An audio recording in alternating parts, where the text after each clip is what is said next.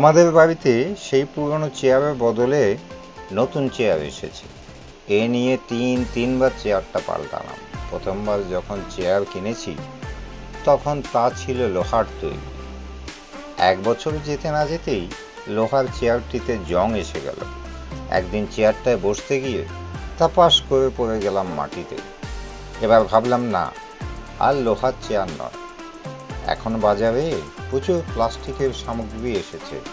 বাজার থেকে শক্ত পোক্ত একটা প্লাস্টিকের চেয়ার আনলাম, দৃষ্টিনন্দন, নকশাদার, বেশ ভালোই লাগলো। চেয়ারটি পুরনো চেয়ারের জায়গায় রাখলাম। আমাদের বাড়িটি টিনের ছাউনি, গরমের সময় বেশ গরম লাগে। আজকাল আবার তাপদাহ বেড়েছে, জলবায়ু পরিবর্তন হচ্ছে খুবই দ্রুত। এমনই একদিন চেয়ারটাতে বসতে গিয়েছিলাম, হঠাৎ কেমন জানি নিচু হতে লাগলাম।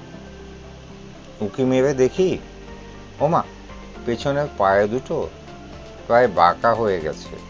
গরমে পায়েগুলো নরম হয়ে আমার শরীরের ভার আর নিতে পারছে না।